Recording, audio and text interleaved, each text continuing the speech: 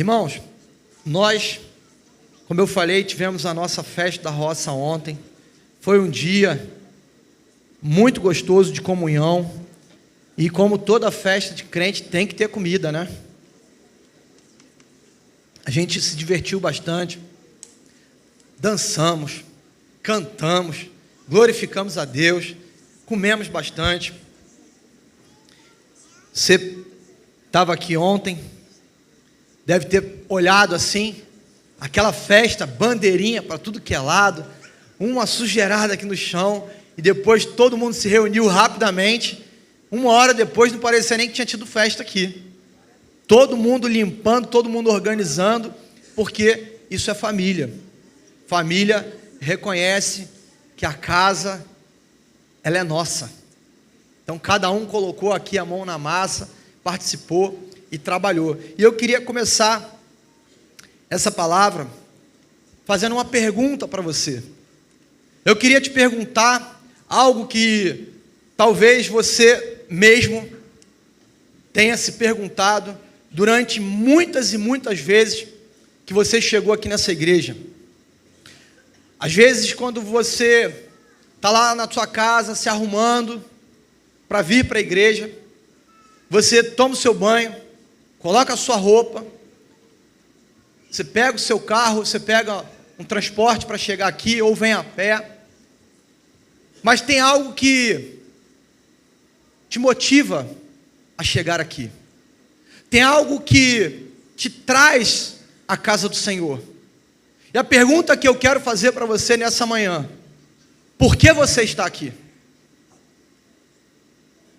Por que você está aqui nessa manhã? O que te trouxe à casa do Senhor? O que te traz à presença de Deus? Por que que nós, todo domingo, saímos da nossa casa e decidimos estar na casa do Senhor? O que que move você a fazer isso? Já se perguntou isso? Já parou para pensar nisso?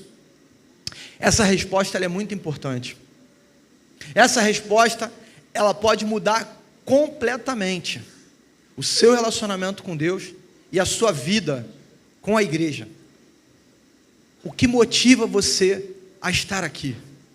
O que faz você vir aos domingos aqui na igreja? O que faz você sair da sua casa num dia de semana e ir até uma célula? O que faz você sair da sua casa numa quarta-feira, deixar o jogo do Flamengo lá na televisão, Campeonato Brasileiro, e você vir aqui? Esses dias eu conversava até com meu filho, ele gosta muito de futebol, e talvez eu tenha sido culpado disso. Levei muito ele para o Maracanã, e ultimamente os jogos têm sido quarta e domingo. Aí ele falou: pai, saudade de um Maracanã, hein, pai? Aí eu falei: é verdade. Ele falou assim: pô, mas só está caindo quarta e domingo. E ele não negocia. Ele não negocia. E eu também não negocio. Quantas vezes nós fomos para o jogo, mas nunca deixamos de estar na igreja, porque nós entendemos que aqui é a nossa casa, é prioridade. E é interessante quando a gente se faz essa pergunta: por que nós viemos à casa do Senhor? Você está na Zona Sul do Rio de Janeiro, tem muitas opções de lazer, tem muitas opções. Você tem praia que você pode escolher. Você tem a praia de Botafogo, praia do Flamengo, praia da Urca, você tem a praia do Leblon, de Ipanema, de São Conrado, Copacabana, Leme. Você pode escolher. Bom, hoje eu vou nessa praia. Ah, cansei desse visual, agora eu quero ir para outra. Eu quero ir no parque, tem parque gratuito, Parque Lage, Parque da Cidade, Jardim Botânico. Quantos lugares gostosos a gente tem aqui? Cinema. Quero ir para o cinema, vou assistir um filme, vou num shopping, pode escolher, tem vários aí shoppings, bons restaurantes. Mas o que traz você aqui? O que te traz, o que te faz escolher estar na casa do Senhor? O que faz você vir aqui? Será que essa perfeição que está aí do seu lado? Esse irmão que está aí do seu lado, dá uma olhada para esse irmão que está aí do seu lado. Será que essa pessoa que está do seu lado, que te motiva a estar aqui? Deixa eu te contar um segredo. Talvez você ainda não saiba, mas essa pessoa que está do seu lado é tão imperfeita quanto eu e você. Tão imperfeita como eu e você. E essa imperfeição, quantas vezes até afasta você de estar na presença de Deus. Afasta.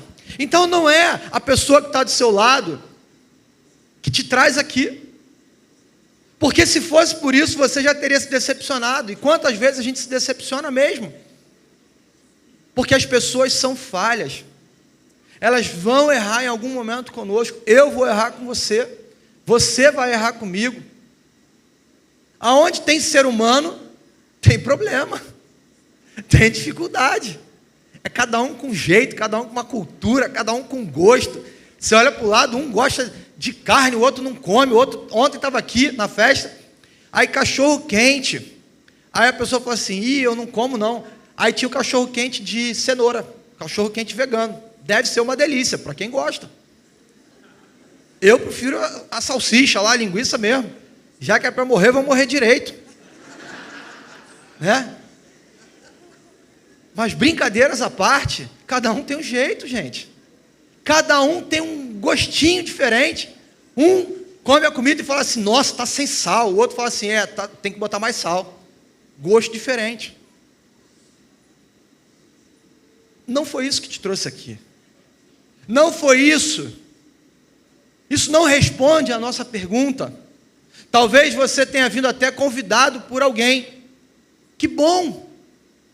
Que bom você veio convidado por alguém. Mas não é isso que te mantém na igreja, não é isso que te traz aqui, não é isso que vai fazer você permanecer, porque se você está aqui, pelos lindos olhos azuis dessa pessoa que está sentada do seu lado, que ela não tem, ela vai te decepcionar, e aí a primeira pisada que ela der no seu calo, o que você vai fazer? Vai embora, você vai falar, esse lugar não é para mim, fulano me magoou, me chateou, tem atrito, pensa diferente, tem divergência na fala. O que nos move a estarmos na presença de Deus? Eu queria estudar com você, pensar com você, como responder essa pergunta. Para nós sermos um crente contagiante, é o tema do ano da nossa igreja, nós precisamos entender qual é a essência do Evangelho. Precisamos responder a essa pergunta: por que eu estou aqui? Por que eu estou aqui hoje, domingo, dia 14 de julho, às 11h10 da manhã? Por quê? A resposta para isso se encontra lá no Salmo 84. Por favor, se você tiver com a sua Bíblia, você pode abrir. E aqui nós encontramos um relato do salmista, um relato de alguém apaixonado por estar na presença do Senhor, alguém que ama estar na presença de Deus. Eu queria que você acompanhasse essa leitura junto comigo, algumas dicas que vão nos ajudar a compreender por que nós vimos e por que nós devemos vir à casa do Senhor.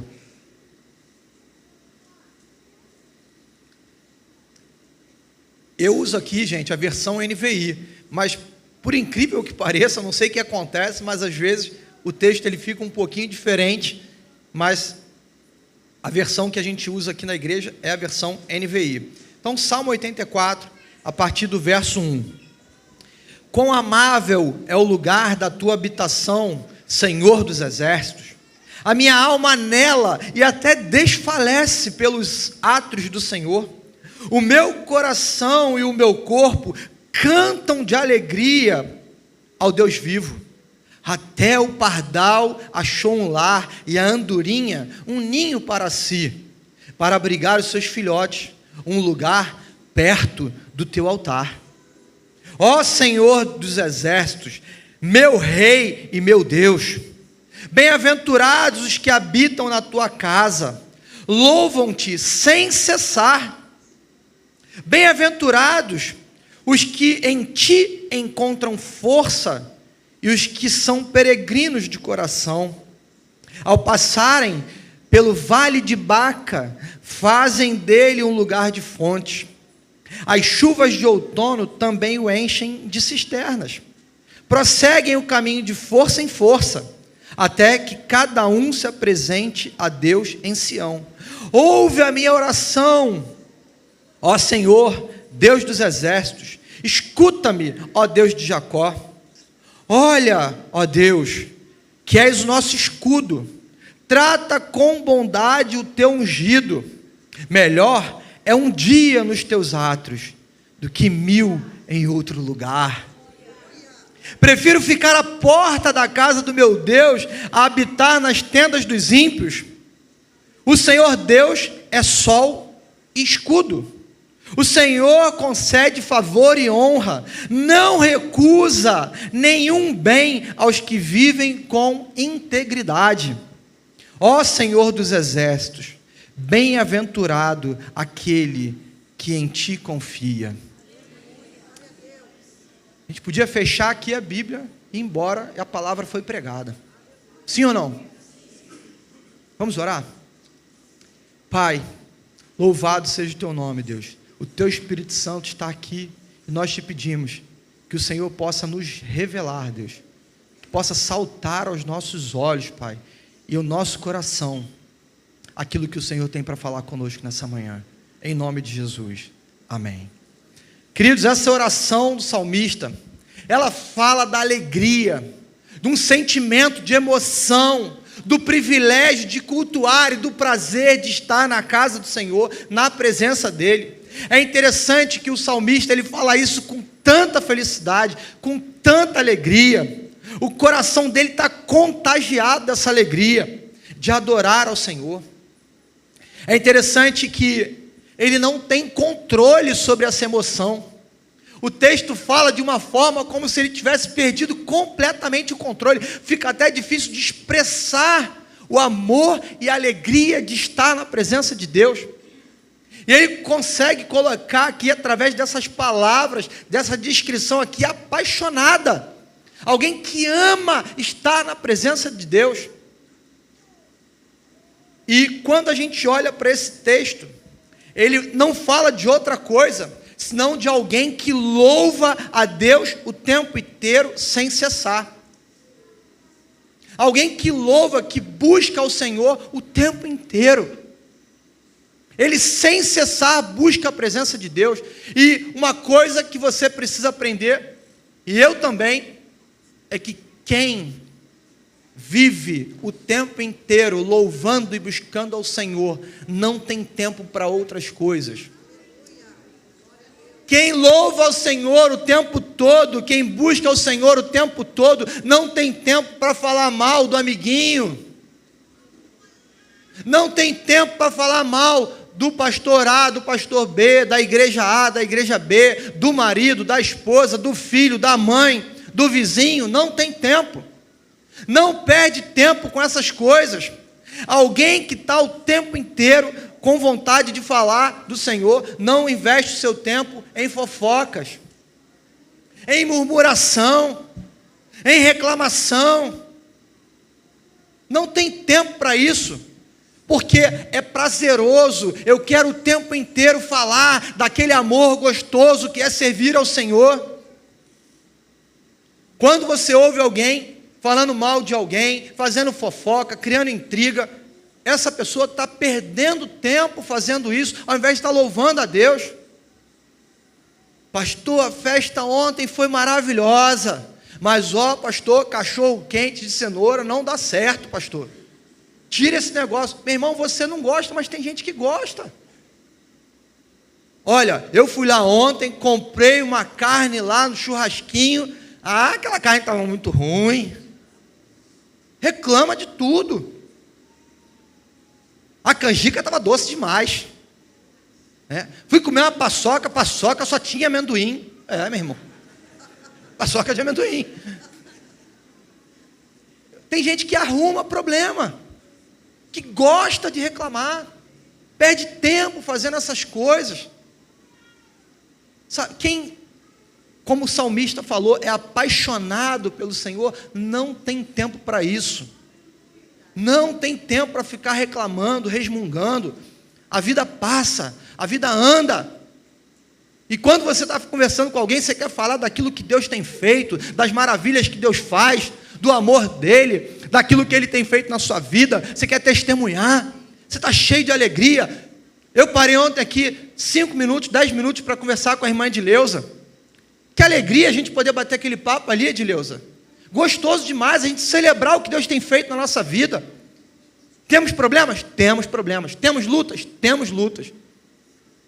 Mas quando a gente para conversar, a gente para falar assim, até nas lutas, a gente fala assim, meu irmão, estou enfrentando um desafio enorme. Tem um gigante que se levantou, mas uma coisa tem, Deus está comigo nessa batalha. Deus está junto.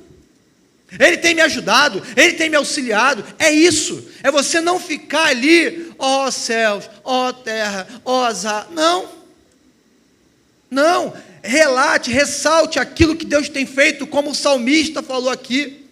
É isso que nós precisamos falar, é isso que nós precisamos recitar. Às vezes, nós entramos no modo automático da vida cristã. Aquele modo onde você começa a olhar e falar assim, pastor, eu estou na escala da recepção de manhã e à noite eu estou lá na cantina, olha, quarta-feira eu estou servindo de novo e eu estou na técnica, eu estou no louvor, eu estou no kids, eu estou em tudo que é lugar, menos na presença de Deus. Não podemos entrar no modo automático, não podemos. Temos que nos perguntar o que nos motiva a servir na casa do Senhor. Não é para deixar de servir, não é isso que eu estou dizendo. O que eu estou dizendo é o seguinte, a sua motivação de estar na casa do Senhor não pode ser o serviço é uma consequência de um relacionamento com Ele. Você serve porque você ama Ele. Você fala assim, eu vou abraçar uma célula, eu vou ser líder de célula, eu vou abraçar essa visão que Deus deu para essa igreja. Por quê? Porque o meu relacionamento com Ele é prazeroso. Porque eu tenho prazer nele. Porque eu entendi que a célula é uma ferramenta de evangelismo, onde eu chamo um amigo que não é crente, ele fala assim, na igreja eu não piso, mas na tua casa eu vou.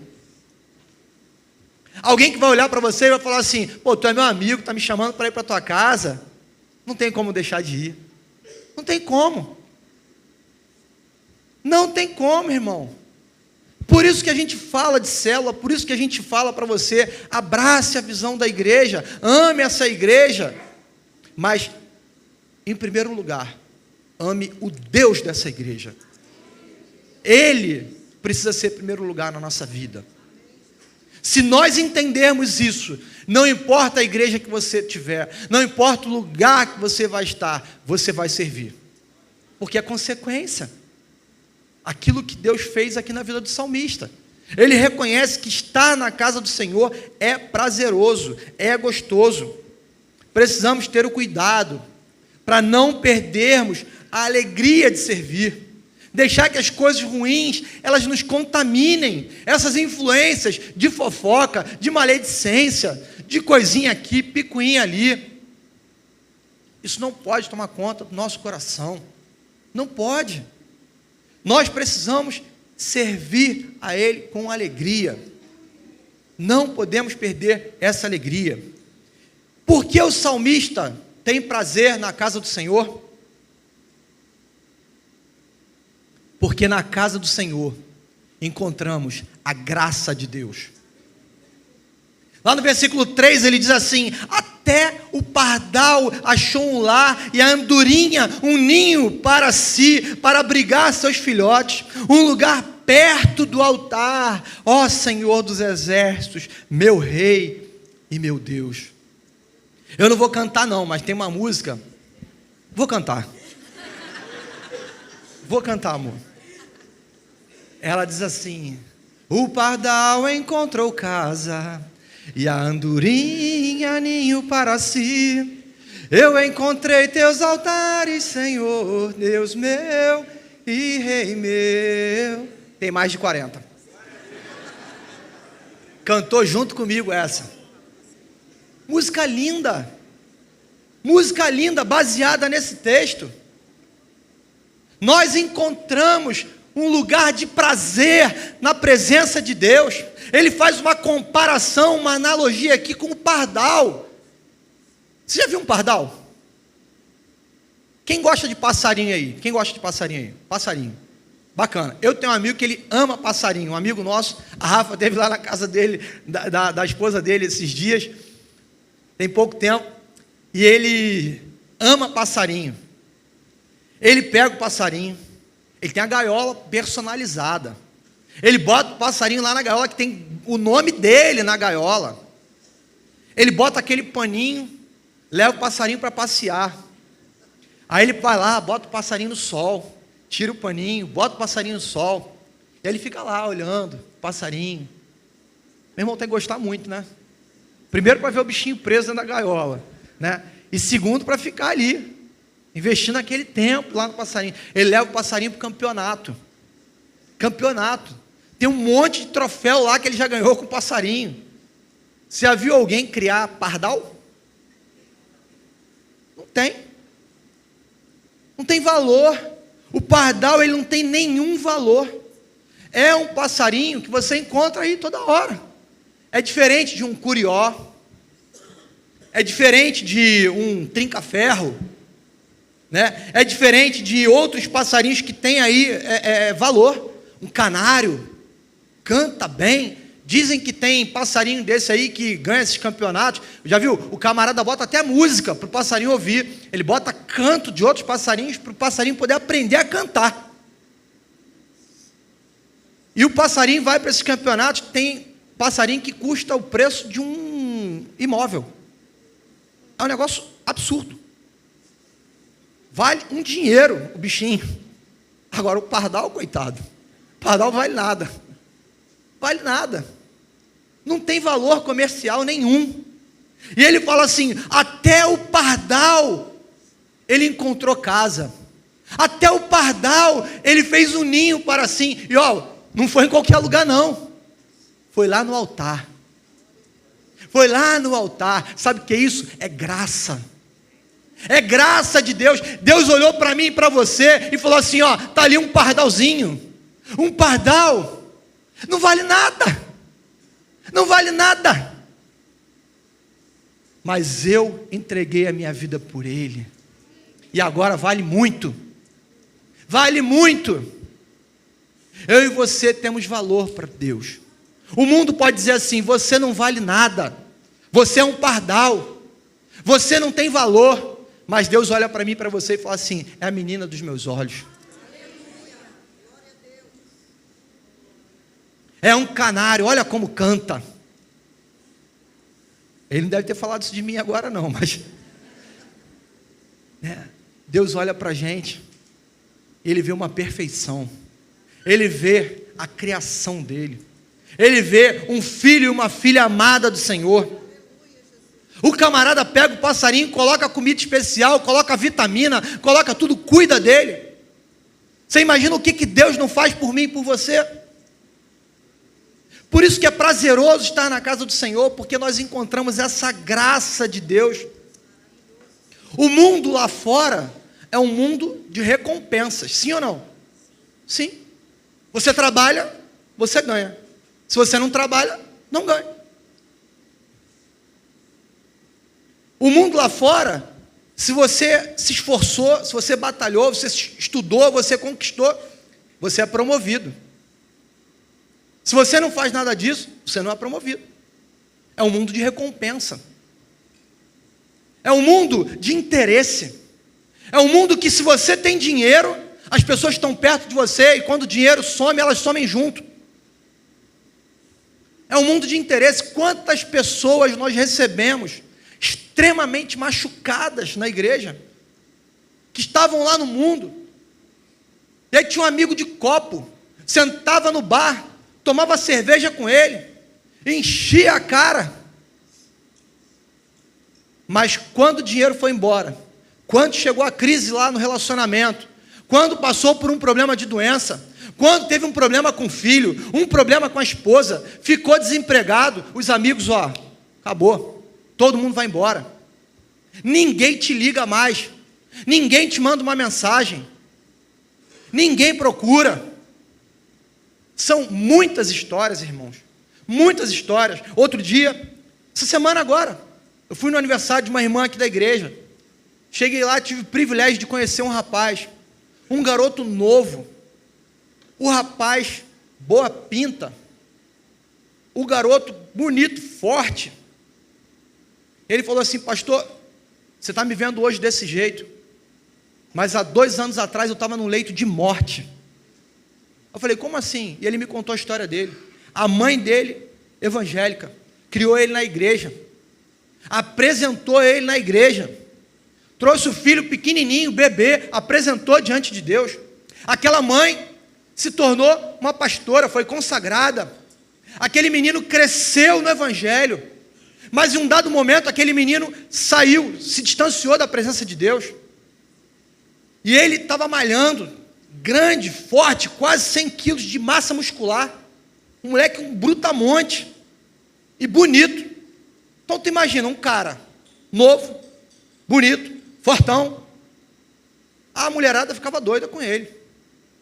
Foi convidado para participar de um reality show, participou do reality show. Lá nesse reality, ele ficou conhecido aí um monte de lugar. Tudo que é lugar que ele ia, tinha uma menina querendo ficar com ele. Só que, do dia para a noite, meu irmão, aquele garoto recebe um diagnóstico, uma leucemia rara. Aquele menino de 100 quilos, passou a pesar 70 quilos. Ele, mais ou menos assim, da minha cor. A sua pele já estava toda escura. Ele internado, em cima de uma cama. Uma irmã aqui da igreja falou de Cristo para ele, lá no hospital, médica. Uma irmã apaixonada por Jesus, uma irmã que entende que aonde eu estiver, eu preciso ser um discípulo de Jesus. Aonde eu estiver, eu sou alguém que leva a palavra de Cristo. E ela naquele leito falou de Jesus para ele. Todos os médicos, era unânime, falavam assim: ei, olha só, não criem vínculos com ele, porque ele vai morrer.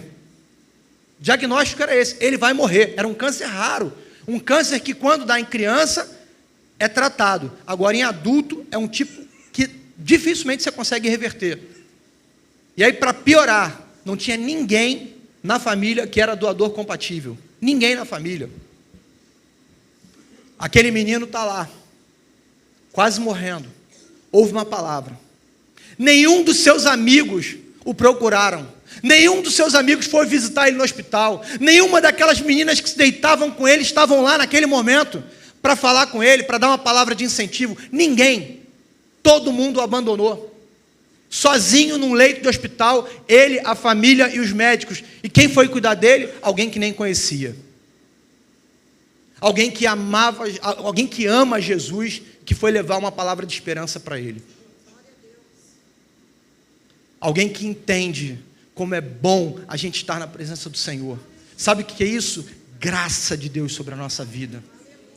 É graça de Deus. Aquele menino entrou naquela fila para doadores. Deus fez um milagre, trouxe 2 doadores 100% compatíveis com ele. Raro. Aquele menino foi curado, completou agora 1 ano de cura do câncer. E estava ele lá na festa, tocando e cantando, adorando ao Senhor. Irmão, isso é graça de Deus sobre a nossa vida. É alguém que olha para um camarada e fala assim: eu vou te dar mais uma chance. Você está quase morrendo, mas você conhece a palavra, você não vai embora desse jeito, eu vou te dar mais uma chance. E Deus dá mais uma chance para ele. E eu falei para ele: rapaz, você tem um testemunho lindo, você tem que gravar isso, você tem que tornar isso notório, todo mundo precisa conhecer o seu testemunho. Você não era famoso por um monte de besteira que você fazia, agora você tem que ser famoso por aquilo que Deus fez na tua vida, cara. Isso é graça de Deus, isso é graça do Senhor. O que você viveu até aqui, meu irmão, não pode definir a sua vida. Seja liberto disso, seja livre de culpas, de traumas, de tudo que te afasta de Deus, desse peso.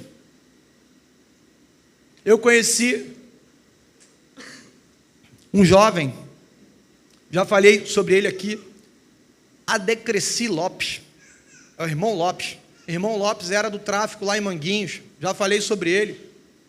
Esse camarada se converteu, Deus alcançou o coração daquele homem, aquele homem que era um matador, hoje ele é um pastor, alguém que tirava a vida, hoje é alguém que leva a vida.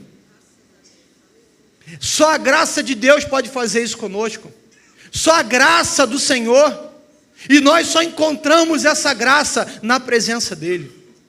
É isso que o salmista está dizendo aqui. Mesmo que você tenha tido um passado tenebroso, mesmo que você tenha tido um passado sombrio, Deus, Ele te perdoou. Deus, Ele te purificou de todo o pecado. Isso é graça de Deus. Agora, essa graça, ela não é de graça, ela teve um preço, e foi o sangue de Jesus na cruz do Calvário. Custou a vida dele, para que eu e você tivéssemos acesso a essa graça que nos justifica, que nos purifica, que nos livra de toda e qualquer culpa, de todo e qualquer pecado. Porque o salmista tem prazer na casa do Senhor, porque o cuidado do Senhor é maior do que qualquer luta que possamos enfrentar. O cuidado de Deus, lá no versículo 5 ele fala assim, ó, bem-aventurados os que em ti encontram força, e os que são peregrinos de coração, ao passarem pelo vale de Baca, fazem dele um lugar de fontes, as chuvas de outono também o enchem as cisternas. O vale de Baca, ele também é conhecido como vale de lágrimas.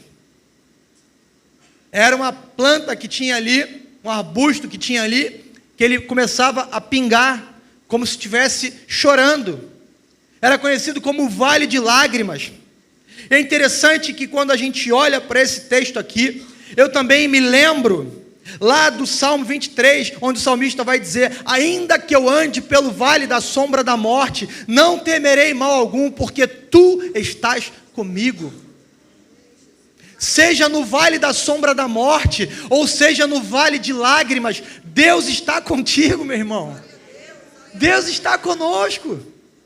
Esse é o nosso Deus. O salmista, ele reconhece que não importa o tamanho da luta que nós venhamos a enfrentar, é diante do altar do Senhor, é na presença dEle que nós encontramos auxílio, nós encontramos socorro, é na presença dEle. É lá no vale de lágrimas que o Senhor te encontra.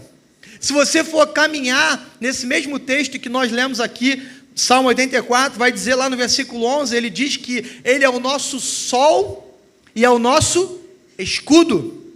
Sol, geração de vida, fonte de vida. Deus, Ele é fonte de vida. E Ele é escudo, Ele traz proteção, Ele te guarda. É isso que o salmista está dizendo, estar na presença de Deus é lugar onde você encontra vida e vida em abundância, é lugar onde você encontra proteção. O salmista, ele reconhece isso nesse texto. Momentos da nossa vida, nós somos levados ao vale de lágrimas. Talvez o seu travesseiro tenha uma coletânea de vale de lágrimas que você já tenha passado. Quantas vezes nós passamos por vales de lágrimas na nossa vida, irmãos? Quantas vezes? Mas quantas vezes nós podemos também olhar e falar assim, de todas elas o Senhor me livrou. E de todas elas Ele tem me livrado. Aqueles que estão na presença de Deus, no ambiente ao redor deles pode até não mudar, mas Ele muda. Ele muda. Às vezes você está lá no vale de lágrima e você olha e a situação não muda, a situação não move. Pastor, está parado, continuo desempregado, A guerra no casamento continua agora para piorar. Ele pediu o divórcio, ela pediu o divórcio. Ei, deixa eu falar para você aqui. A situação pode não mudar, mas quando nós estamos na presença do Senhor, quando nós nos encontramos diante dEle, ainda que as circunstâncias não mudem, Ele muda o nosso olhar. Ele muda a nossa vida. O ambiente pode permanecer o mesmo, mas você consegue sobreviver a esse ambiente ainda aí. Porque Ele te sustenta, aleluia. Ele te sustenta. É Ele quem vai falar assim, olha, não acabou.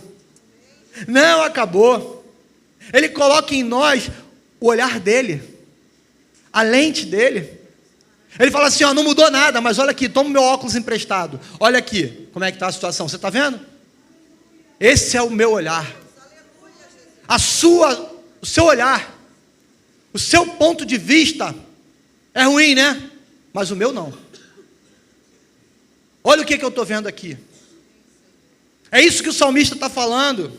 A minha guerra e a sua guerra, elas estão lá na planilha de Deus. Anotado, Ele não perdeu o controle. Ele não pegou aquele papelzinho assim, olhou e falou assim, essa aqui é a luta do Ilmar. Ixi, essa aqui é a luta do Leandro. Ixi, essa aqui é a do Edson. Também não vou atender não. Está lá, está na planilha dele. Está no caderninho dele lá. Ele não perdeu o controle. Não perdeu o controle. As lágrimas, elas não podem ser um sinal de afastamento do Senhor. Pastor, eu estou em luta, estou no vale das lágrimas, estou no vale de Baca, está difícil, está ruim para mim, pastor. Isso não pode servir como uma motivação para você se afastar de Deus. Ao contrário, isso tem que te aproximar mais ainda dEle. É agora que eu preciso dEle, mais do que nunca. Não se afaste do Senhor por conta das suas guerras, por conta das suas lutas. O vale de lágrimas, ele faz parte da caminhada, mas não se revolte com Deus por conta disso. Às vezes a gente passa pelo vale e a gente acha que Deus está nos punindo, que Deus não nos ama, que Ele nos abandonou, que Ele colocou aquela situação difícil na nossa vida. E às vezes, irmãos, é mesmo. Às vezes Deus permite que a gente passe por determinadas situações na vida, como esse menino que eu relatei aqui, passou pelo vale de lágrimas, porque é melhor ele alcançar esse jovem lá num leito de hospital do que ele morrer e ir para o inferno. Se morresse do jeito que estava, ele falou para mim, ele falou, pastor, se eu morresse naquele momento ali, a minha vida estava completamente desestruturada, eu ia para o buraco, eu ia para o inferno, eu ia viver uma eternidade longe do Senhor. Eu tenho convicção disso, palavras dele. Palavras dele, e só ele pode dizer isso. Eu não posso, não tenho capacidade de julgar ninguém. Quem vai nos julgar é o Senhor. Aleluia, louvado seja Deus por isso. Então, Ele é que nos dá, às vezes, a situação, nos permite passar. Nos permite, mas por amor. Você gosta de botar teu filho de castigo? Não, mas às vezes é necessário. Você gosta de dar uma palmadinha ali no teu filho? Não, mas às vezes é necessário. Às vezes é necessária a correção. E às vezes Deus permite que a gente passe por esses desertos, por esses vales de lágrima. Agora, o vale de lágrimas, ele diz aqui, olha o que interessante ele fala nesse versículo. Ao passarem pelo vale de Baca. O vale de lágrimas não é um lugar para você colocar a sua casa, a sua tenda, é um lugar de passagem. É um lugar de passagem. Ao passarem pelo vale, não é ao ficarem, ao permanecerem, ao criarem moradia no vale. Esse vale que você e eu já vivemos, não é um lugar para morar, não é um lugar para permanecer. O vale de lágrimas, ele não é destino, o seu destino é o altar. O salmista, ele diz que ao passar pelo vale, depois ele encontra o altar. Ele chega lá e ele vê o pardal, criou a sua casa, ele fala assim, é isso. É ali que é o lugar. É para lá que eu quero ir. O seu destino não é o vale de lágrimas, é o altar. O vale de lágrimas é apenas para a gente poder contemplar aquilo que Deus vai fazer na nossa vida.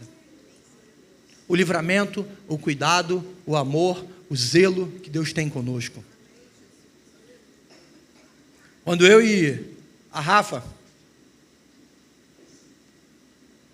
passamos por alguns vales de Baca na nossa vida, alguns vales de lágrima na nossa vida, e com certeza você também teve os seus, aquilo nos fortaleceu mais ainda, aquilo criou casca, aquilo nos fez nos aproximarmos cada vez mais de Deus, aquilo começou a nos tornar mais íntimos do Senhor, aquilo começou a mostrar a importância de nós estarmos aqui na casa do Senhor. Esse momento que nós fazemos aqui na igreja, de convidar a igreja para vir ao altar do Senhor, não é um momento para você vir, o pastor chamou, né? O líder de rede está lá orando, o pastor de rede chamou, então eu vou lá. Não, meu irmão, venha com fé, venha entendendo assim, eu estou na casa do meu Deus, eu estou passando no vale, eu estou passando no deserto, mas eu vou lá, eu quero estar no altar, eu quero me derramar aos pés do Senhor. É isso que o salmista ele nos diz aqui. É esse cuidado que nós precisamos entender que o Senhor tem conosco. Porque o salmista tem prazer na casa do Senhor? Porque Deus, Ele ouve a nossa oração. Versículo 8, ele diz assim: ouve a minha oração, ó Senhor, Deus dos exércitos. Escuta-me, ó Deus de Jacó. Ele sabe que Deus ouve, ele tem convicção de que Deus está ali, ouvindo a sua oração. Ele não está sozinho, as suas lágrimas não estão indo ali para o chão, estão sendo recolhidas pelo Senhor. Deus, ele olha para aquele homem, para aquela mulher, rendida aos seus pés. Oração, quantas vezes a gente já orou? E às vezes você fala assim, vai no automático, né? Deus abençoe o meu dia, obrigado pela minha família, te agradeço pelo pão. Uma oração ali, meia boca. Meia boca. Deus está chamando a gente para uma oração de intimidade, para um derramar diante dEle, para viver uma intimidade mesmo, de você se colocar diante do Senhor e falar: Deus, você é meu paizinho. Deus, aqui está minha família, obrigado, Deus, pela minha família, obrigado pela minha igreja, obrigado pelo meu líder de célula, obrigado, Senhor, por tudo que o Senhor tem provido na minha vida. Investe tempo com Deus, invista tempo em se relacionar com Ele, é prazeroso, é gostoso. Daqui a pouco a gente vai fazer de novo aqui as 72 horas de oração. Quanto tempo bom, a gente entra naquela sala, não tem vontade de sair. Aliás, eu quero te convidar, nós temos uma sala de intercessão, e ela não funciona só nas 72 horas de oração. Você pode chegar na igreja e ir lá na sala de intercessão. Eu quero lá, eu quero orar, eu quero me colocar diante de Deus. Está aqui, ó, Edileuza, nossa líder lá da intercessão. Coloca de pé aqui, Edileuza, o pessoal não te conhece ainda não aqui, né? Essa irmã aqui, irmãos, está passando pelo vale de Baca, está no vale da lágrima, mas está aqui, está na presença do Senhor. Tem lugar melhor, Edileuza, para estar? Não tem. Tem lugar melhor, Luiz, para estar? Não tem. Porque é aqui que você encontra conforto, é aqui que você tem a sua oração. Na sua casa você tem a sua oração respondida? Tem. Claro que tem. No seu trabalho, no seu carro, no ônibus, no metrô, tem. Deus responde a sua oração, mas invista o seu tempo com Deus. A própria palavra nos orienta a isso. Quando orardes, entra no teu quarto, fecha a tua porta. É na intimidade, é no secreto que Deus se revela. É ali que Ele responde. E eu tenho muito dito isso aqui na igreja, tenho falado bastante. O que acontece no altar é reflexo do que acontece na intimidade com Deus. E tem gente querendo inverter as coisas. Não, primeiro eu tenho que ter um momento aqui com Deus, para depois eu ter um momento lá no meu a sós com Deus. É o contrário. É o contrário. Ele relata aqui, ele reconhece que esse Deus, ele termina nesse versículo dizendo assim: o Deus de Jacó. O Deus de Jacó, ele fala assim, é o Deus de Jacó, é o Deus de Isaac, é o Deus de Abraão, é o Deus que já venceu muitas guerras, é o Deus que já venceu muitas coisas. Quando você estiver orando lá, você vai falar, é o Deus da irmã Edileuza, é o Deus desse irmão que está do teu lado, é o Deus do pastor Leandro, do Venâncio, da Ana, do Alfredo, é o Deus de cada um de nós. Ele começa a trazer a memória e fala assim, olha, eu respondi a oração dele, eu respondi a oração dela, eu vou responder a sua. É no altar, é na presença do Senhor, é na casa do Senhor que nós temos as nossas orações também respondidas. E por último, o que nós precisamos aprender é que o mais importante da oração, às vezes não é o que você recebe de Deus. Às vezes o mais importante da oração não é o que você recebe de Deus, e sim aquilo que Ele te torna, aquilo que Ele transforma você. Às vezes nós não temos a nossa oração respondida da forma como a gente gostaria,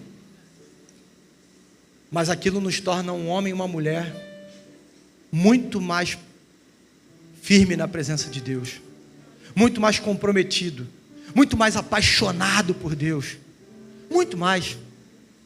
Talvez se Deus tivesse dito sim, você não seria tão apaixonado por Jesus como você é. Seu filho não deixa de te amar quando você diz não para ele. Ele pode até fazer birra na hora, né? Mas eu queria. Aí você fala, não. Ele deixa de te amar? Não deixa. Não deixa de te amar. Vai continuar te amando. Vai continuar te honrando. Mas às vezes é necessário. A resposta da oração às vezes não vai vir como você quer, mas esteja atento àquilo que Deus quer fazer na sua vida. Esteja atento naquilo que Ele quer transformar você. Por que Ele está dizendo não?